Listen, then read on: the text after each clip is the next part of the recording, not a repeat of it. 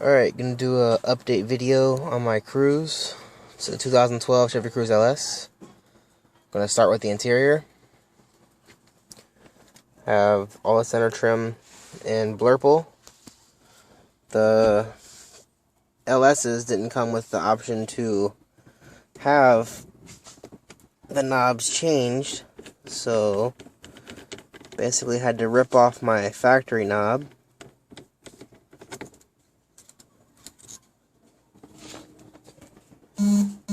Thread it myself,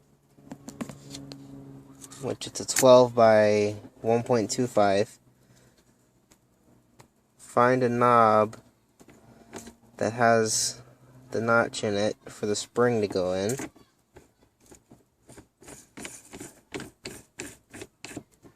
And then thread it enough basically to be able to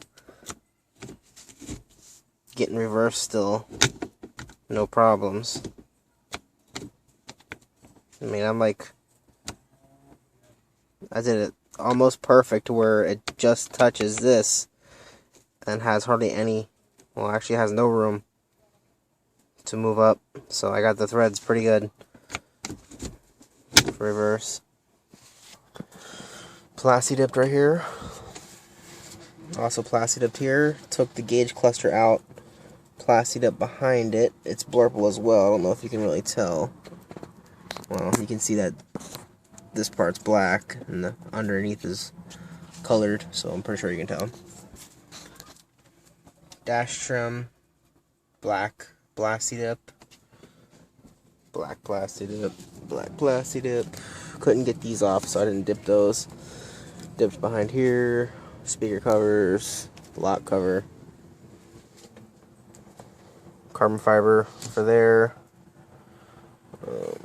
Move up.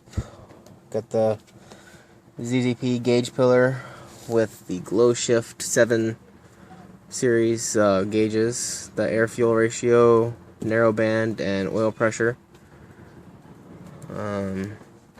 Also have the Razzo mirror, which is awesome. You can see out the rear windows perfectly with just this mirror. The rear passenger windows you can see out of, which is pretty cool. Move on down here. My car didn't come with fog lights, so had to get this switch for the fog lights to work. I bought aftermarket fog lights, which is basically plug and play. Wire them up into the fuse box. There's already a fuse port for it. All you gotta do is put a fuse in there and run the wire to that fuse, and then push the button, fog lights come on. Also have blue LEDs under the seats, as well as under the dash. So the floorboards light up, under the dash lights up. Back seats light up. It's kind of light out still, so you really can't tell. Let's see, upgrade it to LED blue in the back. Just changed the fronts to LED white, so that way I can see what I'm trying to do, not have to worry about blue light, so white light works a lot better. I have some other buttons that I added. I have my battle toggle switch for my light bar, which I'll show you in a second, and this switch right here is for my trunk release. I wired pretty much a ground to the BCM back to this button and push it and the trunk opens. I know we already have a trunk release on the key and a trunk release button on the trunk itself, but hey, some people are switching this one out who don't have the 2015, which has a trunk release right here, and putting the trunk release right here. I figured, why not do something different and just get a momentary switch and put it there. And I'll show you how that works here in a minute as well. But right now, let me start it so you can see the gauge is working. Bear with me just a second.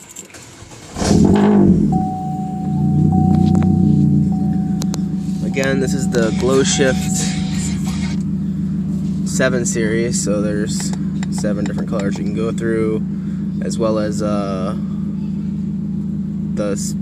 flash mode, I guess. You can just go through each color, or the gradual shift each color. But I usually just keep them the light blue because it matches the blue gauges, or the factory blue lighting in the car already.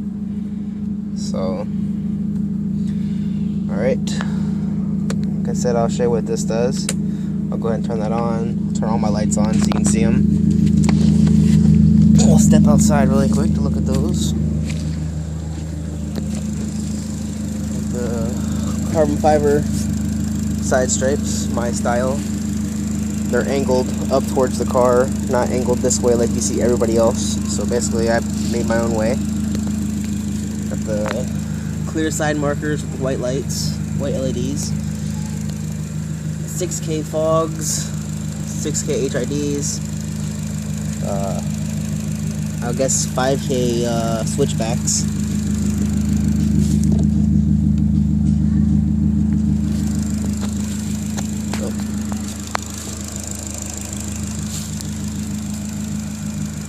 So it stays white until I turn.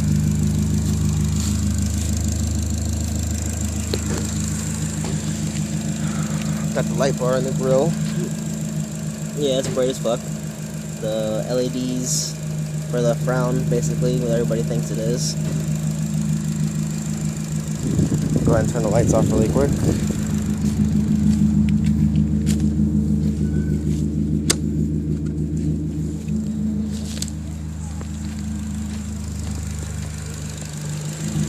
Did the carbon fiber bow tie as well as carbon fiber across the front to give the front end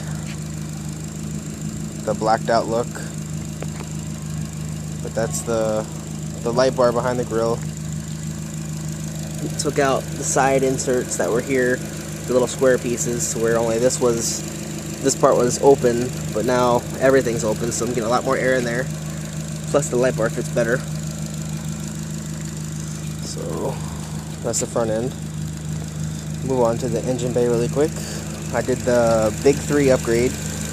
Got the battery grounded, the motor grounded.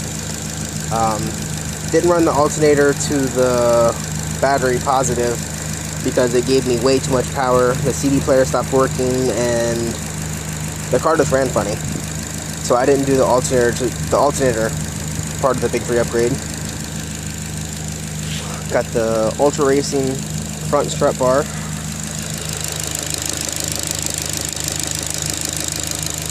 Have the Canon short ram Typhoon intake. The newest addition are the Zzp Headers, which basically go from a 4 to a 1 to our factory downpipe. Had to bend the bracket for the O2 sensor because it just fits, as you can see. Oil pressure gauge, gotta clean these wires up. Oil pressure gauge is tapped into the side of the motor. There's 2 little ports that are T30 that just unscrew. I don't know if I can see that or not. And then look at the one on the front of the motor. That right there, with the green line on it, that's another port. But there's 2 like that on this side, and I tapped into it with the oil pressure. Used a 2-inch long brass pipe with a 1/8 coupling to mate up to the oil pressure sensor. Air fuel is actually going to the O2 sensor up here, but it's a narrow band, so it really ain't all that great. Dip here, dip here, dip there. Alright, we'll move on to the back really quick. We'll go on to that trunk release I was talking about. So push this button right here. Trunk opens. Oh, have the vortex generators just for show. Have a, I'm not sure, hang on, what is this? Not sure the brand, but it was off eBay. The spoiler. Plastidip to black. and open my trunk again with my button. See, watch. Which is pretty cool,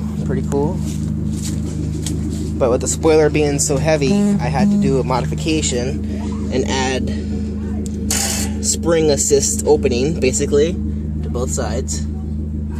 Also have the rear alteration strut bar, which was a pain in the ass to install, by the way, but the one on the rear is the one that makes all the difference.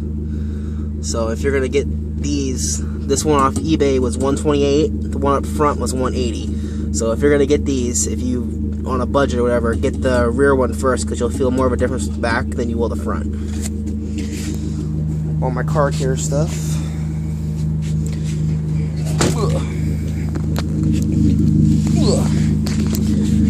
Carbon fiber in the center, black plastidip on the back, black plastidip on the chrome back here, black plastidip for the taillights with smoke, and then a couple colors of clear coat, so that way when I cut this out it wouldn't leave a little gap here. So I covered everything with smoke and then clear, so now it's a seamless finish and it won't rub up like it did previously. I have an exhaust tip for my exhaust because I can. I have a magnaflow resonator in the center. The stock resonator and the stock muffler have been deleted. Do a quick rev really quick. Hopefully I don't piss everybody off. But we'll hold the camera here.